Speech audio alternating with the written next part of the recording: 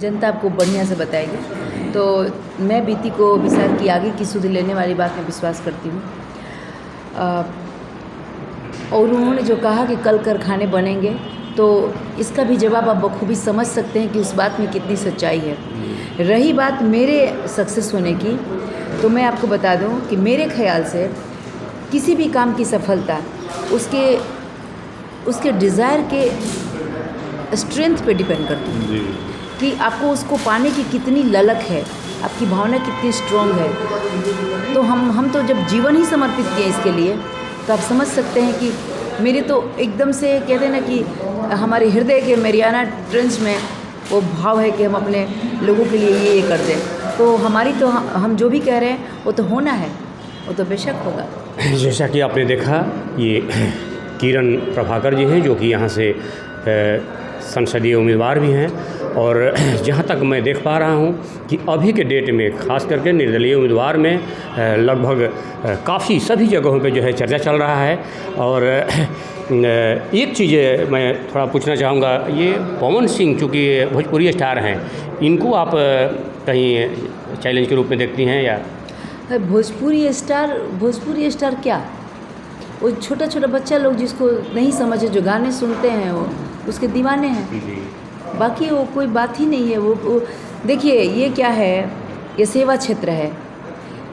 यहाँ आपको कलाकारी से कोई मतलब नहीं कि आप कितने बड़े सिंगर हैं, कितने बड़े ये एक्टर हैं, या कितने बड़े कुछ भी खिलाड़ी हैं। यहाँ सेवा का भावना रहना चाहिए, है ना।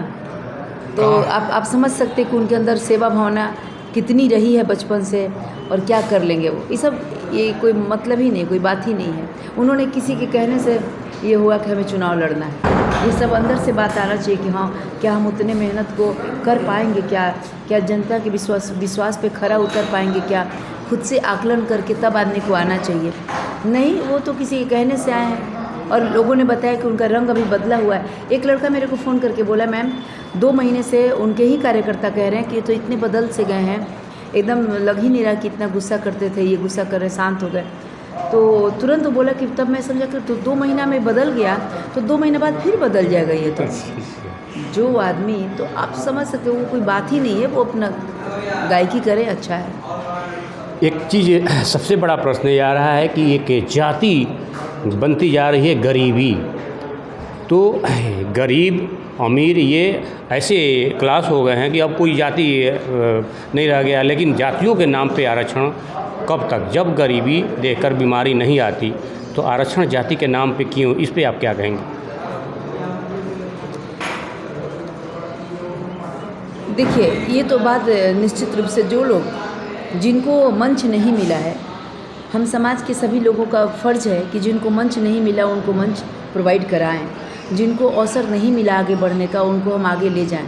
लेकिन इसका मतलब नहीं कि बिना उनका शक्ति सामर्थ्य बढ़ाए, बिना उनके अंदर वो कैपेसिटी पैदा किए हम उनको ड्राइविंग सीट पर बैठा दें कि ड्राइवर गाड़ी जाए चट्टी में, इंसानी एक्सीडेंट कर जाए। तो हमें लोगों को योग्य बनाना है, उसके बाद उसको वो पद देना है। मतलब की ज़रूरत है। नहीं तो आप आरक्षण के नाम पे मान लीजिए डॉक्टर बन गए, तो क्या लोगों की जान बचा पाएंगे? आप बताइए। उसके लिए तो चाहिए, आपको यही चाहिए कि उसको योग्य हम डॉक्टर बनाए, उसके एजुकेशन पे काम करना चाहिए। फर्स्ट प्रायोरिटी क्या होगी यहाँ? अगर आप यहाँ से सांसद जीत जाती हैं तो आपको काराकाट के लिए आप क्या करेंगी? पहला थोड़ा सा। फर्स्ट और लास्ट मेरा एक ही चीज़ है कि मैं यहाँ पे समृद्धि ला दूँ, और समृद्धि लाने के लिए जो काम हो सकता है, जो आप मेरा देख सकते हैं, जो हमारे संकल्प हैं, मैं जीतने के बाद भी तो वही कर रही हूँ, बस बड़ी मात्रा उसका आकार बढ़ जाएगा। लेकिन फिर भी मैंने क्या सोचा कि अभी बहुत जगह जब मैं घूमने लगी हूँ तो मुझे दिखने लगा है बहुत लोग आज भी कुछ बुनियादी सुविधाओं से वंचित हैं। जैसे मतलब बहुत कुछ ऐसा देखा, जैसे आप देखो ना, आजकल एक और नई बात देखने को मिली, यहाँ आगजनी की इतनी बड़ी समस्या हो रही है, लेकिन कोई अग्निशामक समय पे पहुँच नहीं रहा है। पहुँच रहा है तो इतना सा कम सा पानी लेकर के ऐसा लग रहा है ना जैसे लगी से घास टेला जा रहा है।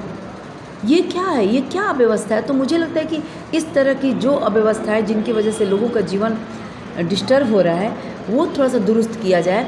कहीं पुल नहीं है, वो पुल बनाया जाए। कहीं रोड नहीं है, मतलब जो बुनियादी ज़रूरत की चीज़ें हैं वो ठीक करके उसके बाद हम बहुमंजिली इमारत बनाएंगे। हाल के दिनों में गरीब, कमज़ोर किसान, नौजवान थोड़ा सा कहीं ना कहीं आप अपने आप को हाशिए पे महसूस कर रहे हैं, इसमें थोड़ा सा